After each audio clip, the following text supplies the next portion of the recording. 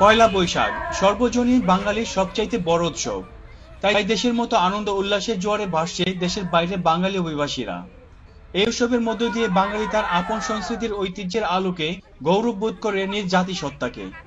Italy রোমে বাংলা নববর্ষ 1423 বঙ্গাব্দ বরণ এবং পহেলা বৈশাখ উপলক্ষে আয়োজন ছিল ভিন্নভাবে ভিন্ন আঙ্গিকে।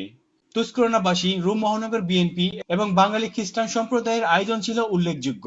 এই সময় অনেকের অভিবাদন ছিল নিজ নিজ অবস্থান থেকে। আজকে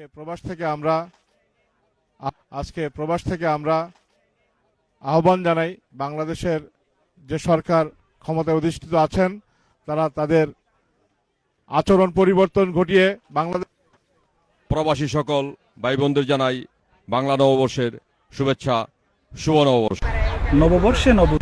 নববর্ষে নবরূপ, রাঙ্গে উঠুক প্রতিটি মুহূর্ত, সুন্দর ও সমৃদ্ধ হোক আগামীর দিনগুলো।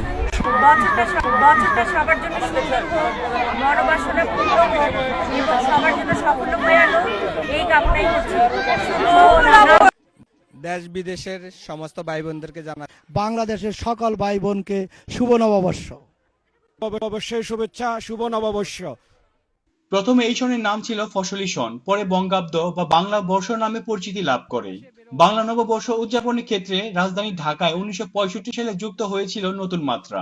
বর্তমানে মোগল সম্রাটের আমল কিংবা বিদেশে রমনার বটমূল না থাকলেও বাঙালি অভিবাসীরা প্রবাসের মাটিতে নববর্ষকে বরণ করে নেওয়ার চেষ্টা থাকে মহা ধুমধামে। Moniruzzaman Monir, NTV news, Rome, Italy.